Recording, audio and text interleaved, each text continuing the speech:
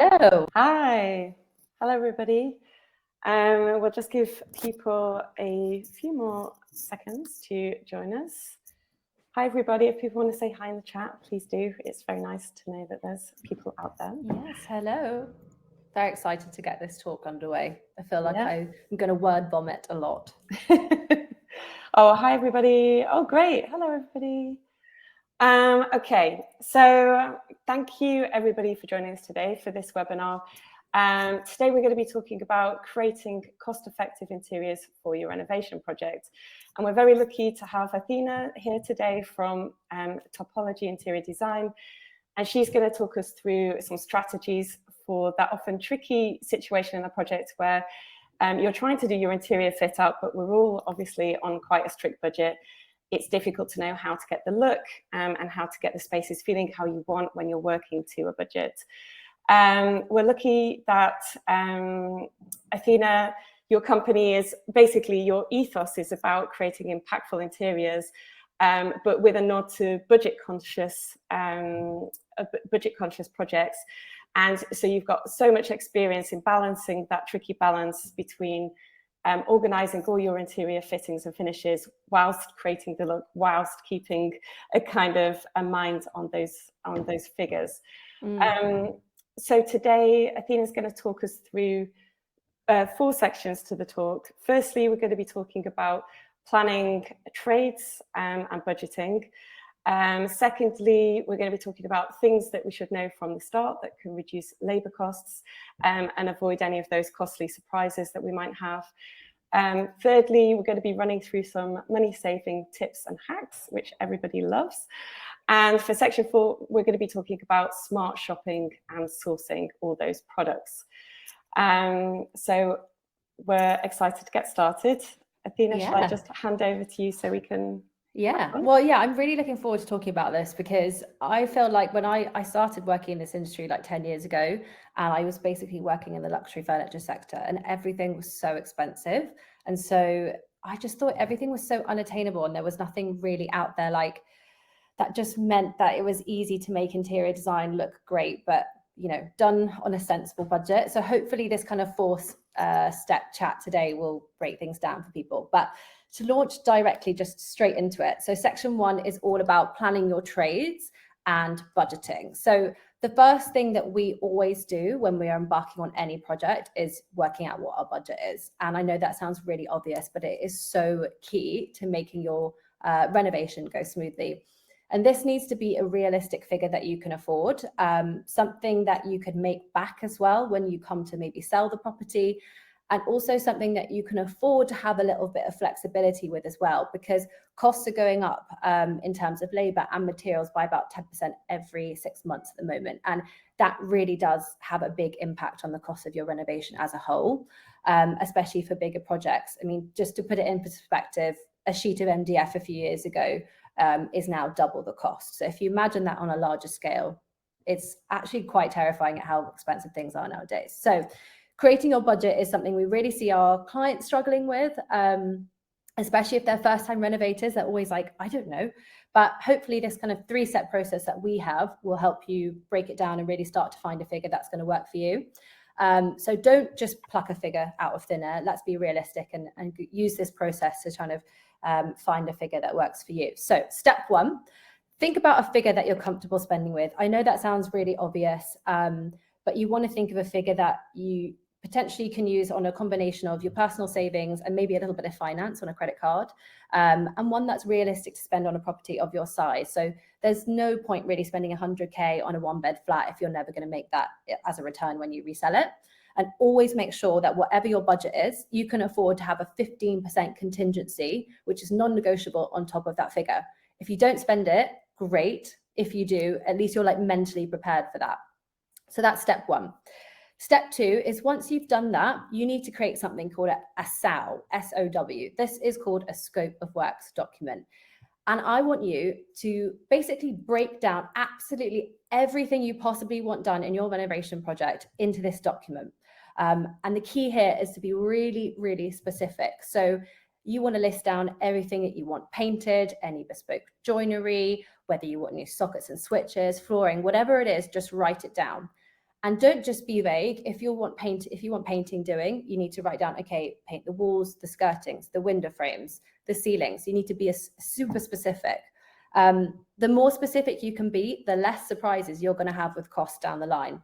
So for example, let's say you wanted to get a piece of bespoke joinery, write down, okay, I want it painted, I want internal drawers, I want this X, Y, Z. The more detailed this is, when you hand this to your trades, the more accurate your quote is going to be. And when you go through the renovation project, you're not going to come across any nasty surprises. So just be as specific as possible. And then everyone is on the same page from the start as well, which is also just really handy. And once this document is made, you'll have a really good foundation point to kind of start giving your builder the information he needs to give you an accurate quote. You can go over in length exactly what you want done, and everyone is going to be on the same page. From here, step 3 is to get around 3 different sets of trades to come and quote up. So you can either get them to the property and get them to run through this scope of works document with you, or you could perhaps just email it to them with some floor plans as well. And this is really going to help you work out what the average costs are, like industry standard for the work that you want to get done. Don't be afraid to question the trades. So you're 100% clued up on what exactly it's, what their costs entail and what's included. And if the quotes are coming in higher than expected, you can then strip back some of those things that you think, okay, actually, I could deal without, not having the windows replaced this time round, and start to strip it back until you get a figure that you're comfortable with. And that is a really good way of kind of coming up with a realistic and accurate budget. Onboarding your trades. When you are hiring your trades, as mentioned, I would always kind of get at least 3 different contractors to come in. Obviously, if you can get them off recommendations, that's fantastic. And we would also advise you not to rush into accepting the lowest quote. The lowest quote I would found is like, it's never really the best, and it doesn't necessarily mean you're going to end up with the lowest price overall. Some trades can be really purposely vague so that their quotes look more competitive, and it means you might go with them. But when the renovation starts, they're the ones where you start to see like them adding on little costs here and there. And that can just be really stressful when that time comes. If you have a feeling that one set of trade will probably give you a better finish, or maybe they're offering something like a project manager and they're just potentially maybe like a little bit more expensive, I would say it usually pays back in its rewards to go with them, even though if the start is a little bit higher. It's a bit like spending slightly more on like an appliance. Perhaps you're going to get, it means it's going to last longer, or you're going to get more functions and, cool things that this appliance does. The cheaper one isn't necessarily the better option, and sometimes spending a little bit more is a better investment in the long run. And then lastly, when it comes to onboarding your trades, I would just make sure that you have a contract in place. I think it's something that a lot of people don't do. Make sure that you see their insurance documents as well. And you want to make sure you have 100% clarity on their payment terms and method of payment. And I genuinely think if you follow that process, you'll really be able to have like smooth sailing as much as possible from the start. Can I ask you a question? Yeah, of course. Okay. I was just going to say, when you're doing that, the scope of works, the SOW, as an interiors project, do you, as well as saying like exactly what you want to be done in each one of those things, would you put the actual products in there as well, or is it like fit light? Do you say what the light is, or do you do that kind of afterwards? No, at the provisional stage when you're getting quotes, I wouldn't. It's not really necessary at that point, unless, I don't know, you perhaps want something like a specialist lighting system, like a Lutron system installed, then yes, definitely mention it. What I would do is, once I've got those quotes and I've chosen my builder, I would then do the design, create my shopping list, and make sure I know exactly what items I want to buy. And then I would probably get the builder I've chosen to come back over. We'd go over the quote again and perhaps show him some of the fittings, and then they have that opportunity to just tweak it a little bit if needs be. And then that's like an extra step of security to make sure that you're really alleviating any potential issues of like extra costs coming along throughout the project. Yeah, and it's not like overwhelmed for them at the beginning. Exactly. Like so much information that they're like, oh my goodness. Yeah, exactly. Okay, that's really helpful. Thanks. Okay, so section 2. So things to know from the start that can reduce your labour costs and avoid costly surprises. My doorbell might just ring, by the way, because I can see a delivery guy. When it comes to spatial planning, I would say there are a few things you can do to keep the cost of your renovation down, especially when it comes to kitchens and bathrooms. So one of the simplest things that you can do to keep things low cost is just keep your existing layout as similar as it currently is as possible. So keep your plumbing, your waste all the same. For example, if we were taking a bathroom into account here, you want to keep the toilet in the same place, the shower, the bath, the basin area. And this is really going to dramatically reduce your labor cost because it's essentially just replacing like for like. And by keeping everything in the same location, you're not adding on to the complexity of the job. And this, as I said, will really help you keep your labor costs down. Additionally, if you want to start moving things, moving waste pipes and that sort of thing, you really should get that signed off from a builder first to check that it's possible before actually buying all the products. I would also suggest planning your tiling. So I've found recently, I don't know if you guys have as well, but the cost of tiling has gone up a lot. So now we're being really specific exactly where we would want tiling to go in a project, even going down to this wall, so we can really accurately predict how much tiling is required. So I would just make sure that, let's say you wanted quite a lot of tiling done, get the quote for the full room, and if it's coming in too expensive, then you can just strip it back a bit. Make sure as well that you're really upfront with your tile patterns, because certain tiles, if you want them in, say, a herringbone pattern, are going to be much more complex for the labourer to install, and therefore your labour cost is going to be higher. You also want to think about the actual tile you're choosing. So try to avoid something potentially, if you're doing things on a budget, that's really porous or encaustic. And that's because they require additional labour time to seal them and additional materials as well. And maybe go down the route of something like a porcelain tile, which is really durable, super easy to clean, and doesn't need any sealant on top. And then I think really importantly to keep labour costs down is actually just try and plan your layouts. So this is always the first step that we would do at Topology to embark on any design of any scale. By planning someone to do your layout, you can work out exactly where everything's going to go. And this in turn will help you know from the get-go where your electrical points are, plug sockets and switches, down to what size furniture you need, the size and scale of the kitchen. And this gives your builder some clarity as well, so everything is super clear. It's really important to have some form of structure during the renovation process, because things can get really overwhelming and stressful from one little thing just spiraling, and things can become out of control really quickly when it's not necessarily your fault. So by having this structure in place, you really are alleviating getting into this chaotic routine. So come up with a layout. There's a website called Archiplan, which is really user-friendly. You can do it yourself. You can draw it up. You don't necessarily have to be like a tech wizard to do it.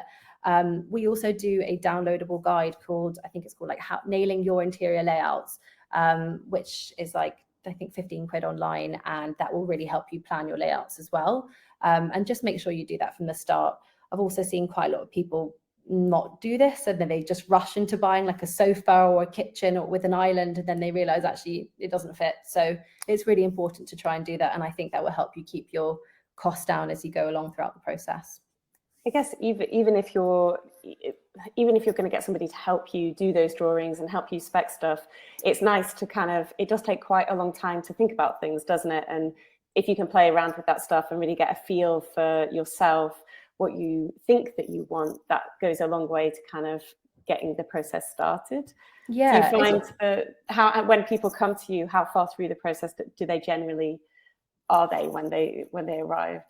Most people are quite good. Most people will be like, I'm really stuck with the layout and I don't know where to go from there. And that's the best possible thing that we could ask for, because it means we're starting from scratch. But then some people, and this does happen quite a lot, people will be like, okay, I've got my living room, I bought the sofa, I don't really love it anymore, but can you please work around it? And of course, it's no problem for us to do that. But the sofa is 2/3 the size of the room, and there's barely any space left over for us to do anything. And that makes it quite tricky, because not only have they just spent so much money on something that isn't really great for their space, but it just means that there's such a lack of opportunity to play around with the layout that they do have. But I think the layout stage is one of my favorites to do, because it gets people really excited, because they actually start to visualize like all the possibilities that they could do in that space. And really planning it down in architectural software, you get to see like there is quite a lot of opportunity to be quite creative. That sounds great.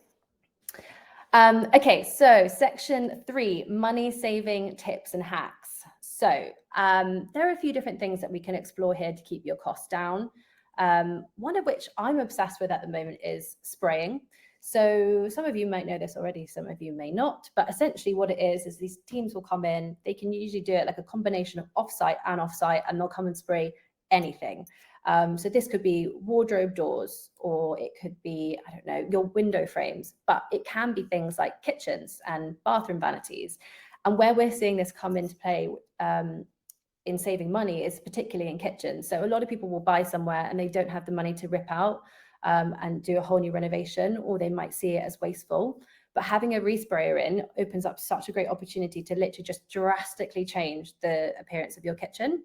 So we've taken like grey, glossy, dated cabinets to like nice blue ones, and it's a couple of £1,000 I would say to do a medium-sized kitchen, but comparing that to ripping out and redoing, it's like such a fantastic saving. And what's great is if you use a good supplier, where you'll have your kind of handle holes screwed in on the old cabinets, they're usually willing to fill those in and drill in new handle holes for you, so you can change the handle style completely as well. If you're going down that route as well, you can usually update your worktop as well, so you can get a completely brand new kitchen at a fraction of the cost. We are doing this currently on a couple of projects. We did one in a kitchen. We've done 2 kitchens actually. It looks awesome. We also have some clients at the moment who bought a new build and they hate the bathrooms. It's like really grey, quite dull.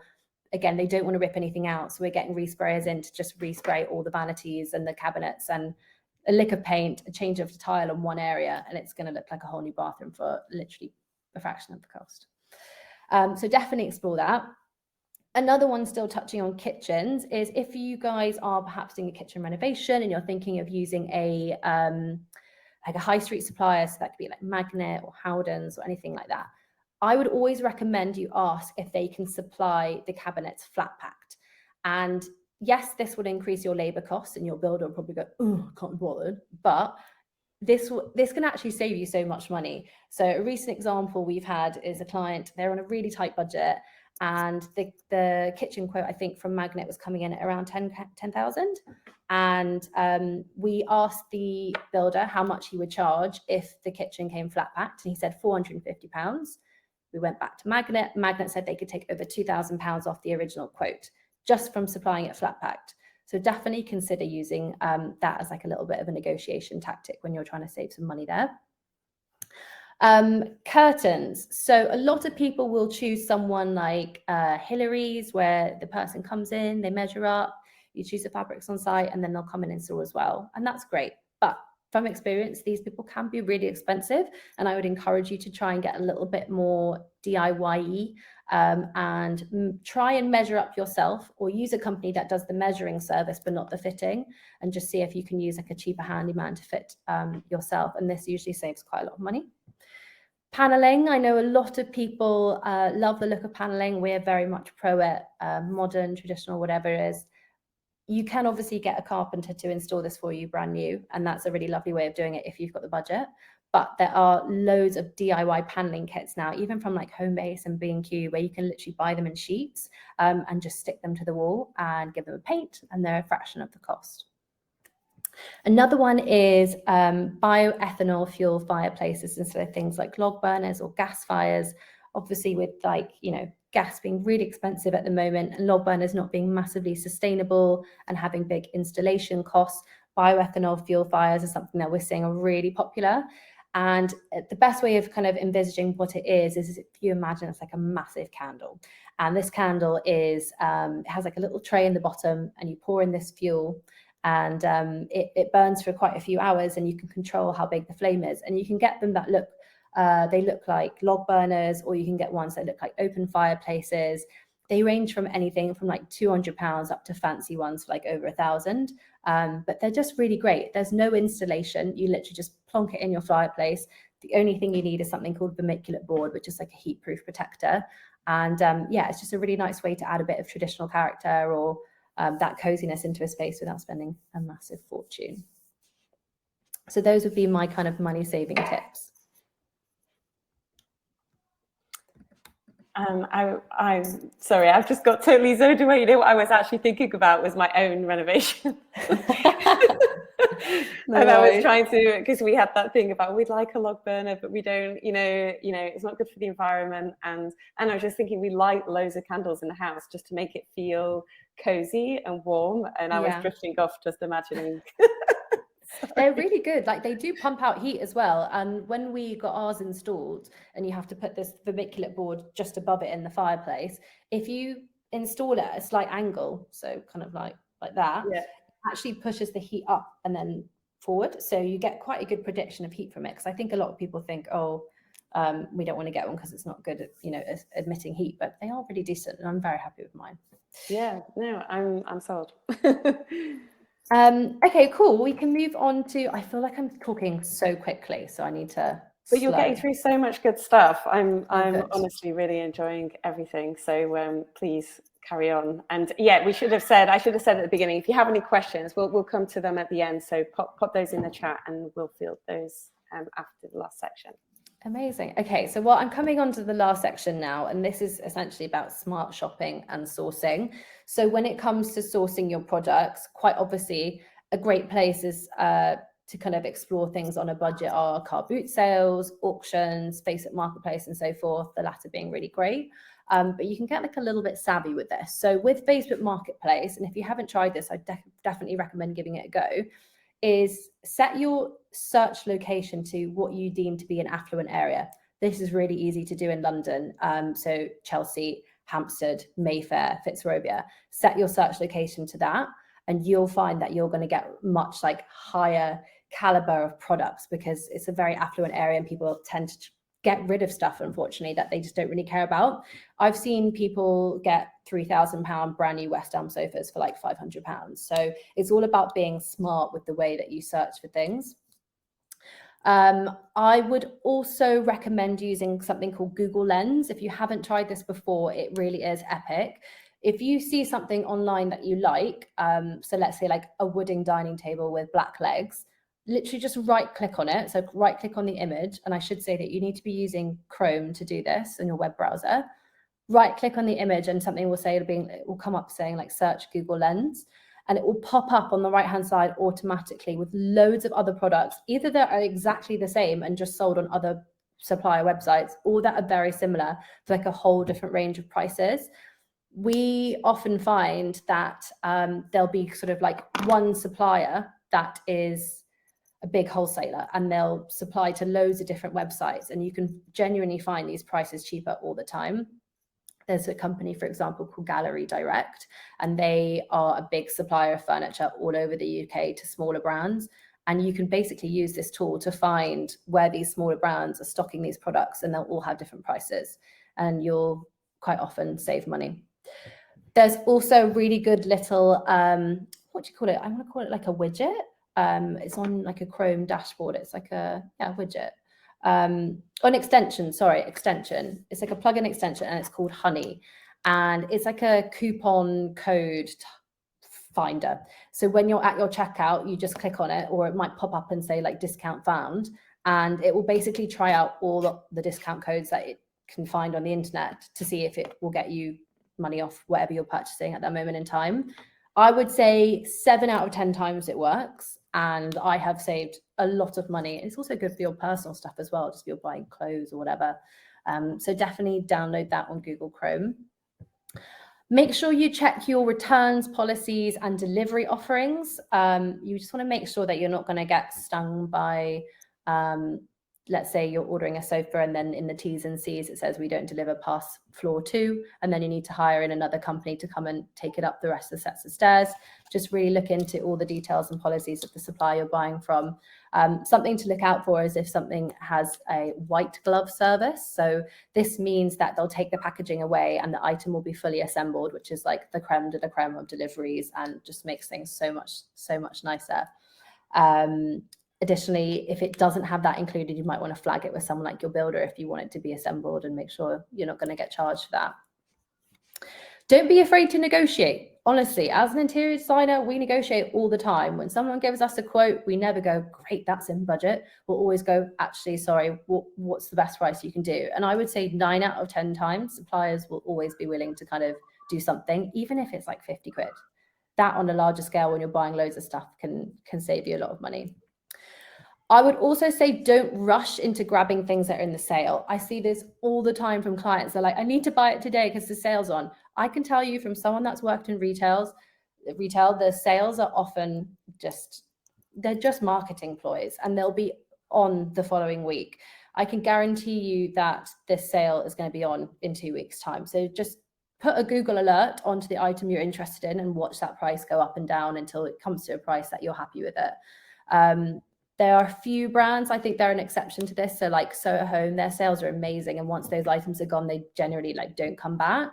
But for like flooring suppliers, Laradoo, John Lewis, kitchen suppliers as well, it's all just marketing. So don't feel rushed into purchasing, especially if they're saying like, oh, you know, I'll give you an extra 10% today. I actually used to work for a furniture company, a sofa company. I worked there for 4 years, and there were only 2 days where we weren't on sale. And I remember selling a sofa to a person on one of those 2 days. And I was You were like, the wrong day. So bad for you. You've just come on the worst day. And yeah, people are just always in sale. So don't get rushed into that. Also, maybe consider hiring an interior designer, someone like us. We offer our clients access to all of our trade discounts. So if you sign up with us at the end, you get like a big discount pack. You can save 10% on like John Lewis, Pookie, Tika Moon, Howden's, Magnet, whatever it is. And I know some people think hiring an interior designer is just an additional cost, but I think in the long run, we can actually help you save a lot of money. So those are my smart shopping and sourcing tips. I think that's amazing. I mean, just like, you know, my mind's whirring just listening to you, and I was going to note down all those things. Don't worry, everybody. In the replay video, we'll put links to the things that Athina's talked about today, so you don't need to scrabble on those. But I was just thinking, you know, I'm really excited about, you know, that idea of Google Lensing and getting all different prices and things like that. That feels quite kind of manageable. But I think that feels much more manageable when the thing for me that is the biggest problem is actually deciding what I want the space to look like and what's going to be in it. And I think in a way that's just such good value for money to have somebody help you put that together, because then you can kind of really, you can imagine how fun it would be to just nail down all of those items and all of those things. You can spend all your energy trying to do it in a cost-effective way, and not spend all of your time just thinking, should it be grey? Should it be, you know, where should we put this? Is this sofa too big? Like they're the things that you make mistakes on and you waste money on, like you said. We're also just, we live in such a world where we're saturated with content consistently, whether it be in our personal lives or our home renovations, and we're just always surrounded by new ideas, colors, trends. So it can feel really overwhelming. And I think just having someone to kind of chat to you and just help you pin down, also act as your personal cheerleader to just get stuff done, can be really, really beneficial, whilst also getting access to discounts as well. Yeah. We're going to move on to the questions, but just before I do, just a call out for Topology. It's amazing for renovations just because you do room by room, don't you? So you can kind of pay a relatively your starting prices are quite low, from £250, is it? Yeah, so we do, there are a few different options. We do room by room, and that starts from £299 per room. And generally speaking, you can make back your money through the discounts we'll save for you. But we also do like a video consultation. So if you wanted to book in a call with a designer for an hour, that would be £250, and you can chat about like multiple rooms all in one go. And that just gives some people a little bit of confidence about, you know, the decisions they're kind of like really agonizing over. So yeah, go check us out if you don't know us already. Yeah, I strongly advise everybody to do that. I know how long a paint decision can delay site for. It happens on almost every single project, and paying your contractor hang around while you're trying to make those decisions is not great. But let's get on to the questions, because there are a lot. Okay, I'm going to start with Amy. sorry if this is a little long-winded of a question, but I find it really difficult to know what my own personal style is and feel so inundated with trends, what we were just talking about. How would you recommend starting a mood board, a mood project based on what you personally like? I can sympathize with that, because although I can make really quick decisions for clients, I think when it's your own money, you have a lot more you put more emotion into like the thought of every purchase. I think I would start with a digital mood board. So something like using Pinterest as a platform to just pin everything you like from colors to schemes to ideas, absolutely everything. And just let it sit for a couple of days, and then go back on, and then start to wean out the things that you think, actually, I don't know if I like that anymore, and try to narrow it down to say like 5 or 10 images, maybe per room, and see if you can kind of find like a theme, like a common theme that keeps popping up in the images that you're pinning. So perhaps let's say you're doing a bathroom, you might say, oh, I pinned like 8 images of green tiles. Perhaps that is something I feel I can live with. And just try and kind of break it down that way, and then transfer that into ordering tile samples or fabric samples, paint samples, whatever it is, and actually doing it in like a more physical way. I think when you actually sit down and play around with like something that's tactile, it really helps bring the scheme to life. And hopefully that will help you pin down, all the saturation and trends that we're kind of, stuck with on a day-to-day basis. Yeah, that's great. I have another question from Helen. Do you have any specific recommendations for reasonably priced curtain poles for bay windows, or good places to buy off-the-shelf curtains? Bay window poles are one of those things that are annoyingly expensive, and I don't really know why. So I don't have the best options for that. That I would just if you have to do it bespoke, I'd probably just do a quick Google. Dunelm and West Elm I've seen in the past have done some really good ones. Dunelm is obviously really cheap.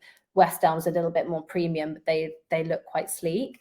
In terms of off-the-shelf curtains, there is a great company called Stitched. They will come and measure up for you. They have like hundreds of fabrics. You can do different headings, modern, traditional, and then you can do the install yourself. So it tends to work out quite cost effective. I'm also a big fan of the people at a company called Athina, which is Attpynta. They do really beautiful linen curtains, again, made to measure. I would say middle of the road price point, and you would need to kind of measure up and install yourself, but they're like really lovely quality. And then if you want to go super cheap and cheerful, Dunelm is great. You can get Roman blinds off the shelf for like 25 quid, and they look really, really decent, and they come in kind of set sizes. And yeah, we use them a lot when perhaps we spent like most of the budget elsewhere, and we just want to, do something really, really affordable, basically. That sounds amazing. Really good call outs. People are asking about Archiplan. Is it spelt ARKI plan? Let me get my link here. Can I paste the link in the chat? Yeah, do that, and then people can follow. Okay, there you go. That's in there for you. Another question from Pam. Any tips for negotiating quotes received from trades, or is this a no-no? Definitely negotiate. You want them to be bidding against each other. Honestly, when builders lose out on projects, they often don't understand why, or they're like, oh, why didn't you let me know? Like, I could have gone down cheaper. They might be quite hard on the haggling, but if you say, look, I've had this other quote and it's £3,000 cheaper, they will usually be willing to match it. So definitely negotiate. Great. Maybe a silly question, but does the bioethanol fireplace give off a smell that's different from a traditional log burner? So I would say if you live in a small home, you definitely will smell something, but it's not harmful. It's a completely like all natural fuel. You're not going to get that nice smoky log fiery smell. However, you can get little essential oils, and you can get one which is in like a log. I think it's called like log burner or something, and it's like fake artificial smoky smell, and that works. Or you can do like essential oils and stuff, and it disguises the smell, but it's not something that personally bothers me.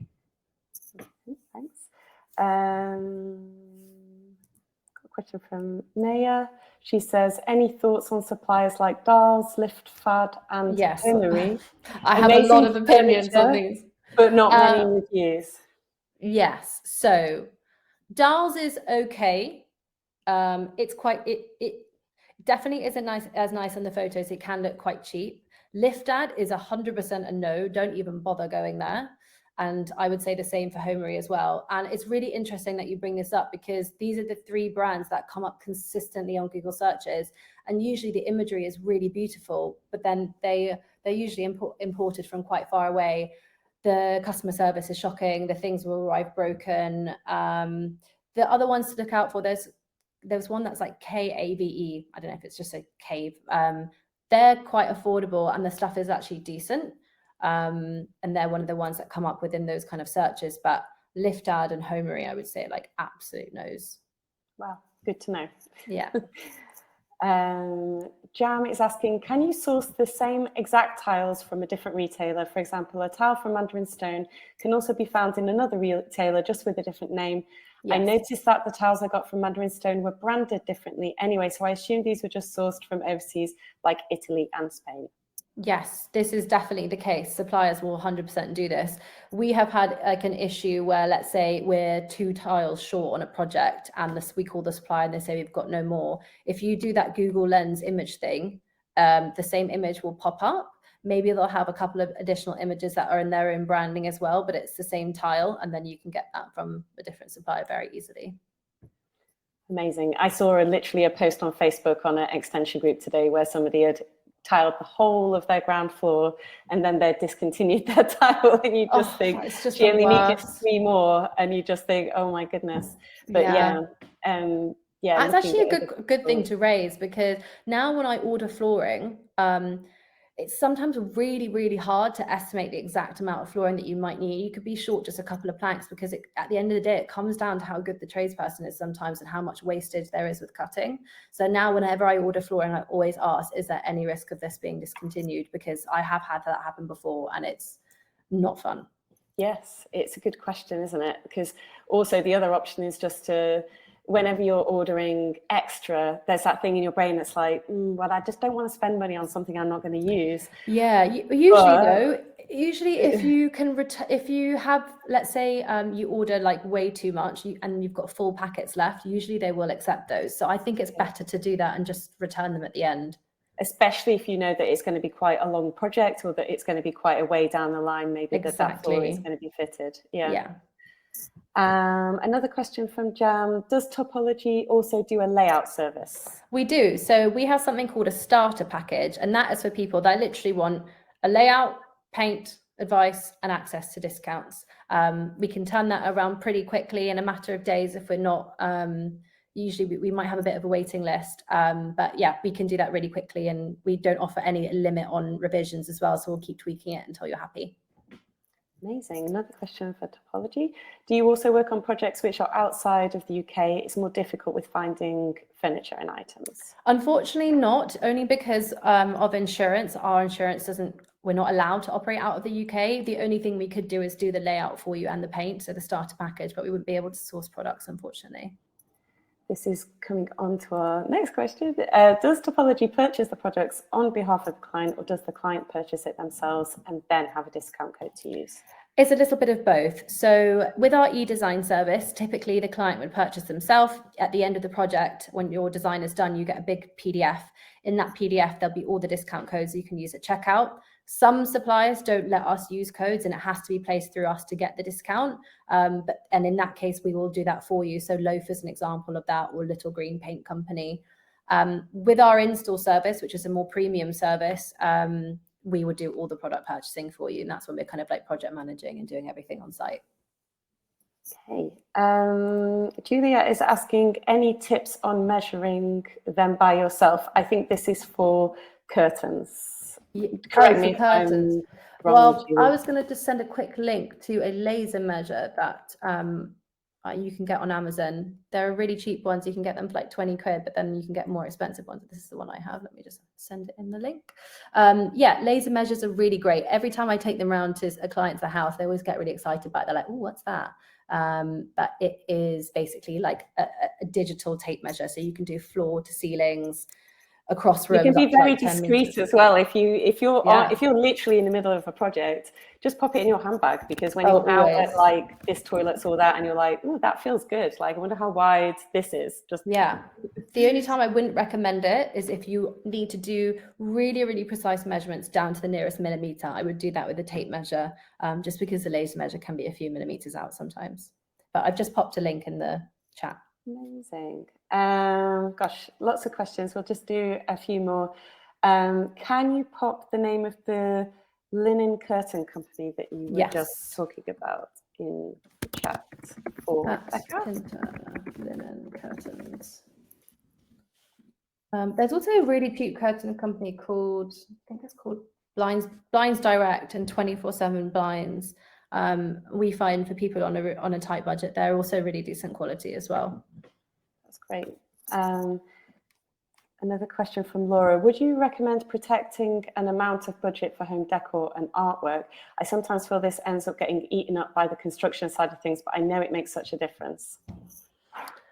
Yeah, so I would say actually, like, the styling accessories, things like books, plants, vases, are the things that the clients can't be bothered to do at the end. And unfortunately, it is what takes your space from looking like nice to elevated. So if you can, even if you can just reserve back 500 quid just to get some bits, I definitely recommend it. There is a really great publisher called Thames and Hudson, or maybe it's Thames and Hudson, and you can go to them with a budget for books, coffee table books. You can tell them what topics you're interested in. You can give them the colors of the spines that you want, and they will like send you a whole list of books that you can buy. And I think that's a really lovely way of just like padding out a space, adding a few plants in as well. But then, you know, go to like car boot sales and auctions and stuff like that. It's so fun, I think, to get like a real good bargain and just buy a few bits. There was we just did a podcast episode last week on somebody who was doing, it was for a holiday rental, but she, at the start of the renovation, she'd been squirreling away. Every time she came across something, before it even started, she was like buying and popping it away, or she saw something on sale. And like this person had said, you know, at the end of the renovation, not only is your budget totally blown, but also you're really fatigued. I think like the energy, sometimes you just get so worn out that, you know, by the end of the project, you're kind of so tired, you don't have that same excitement and energy or vision.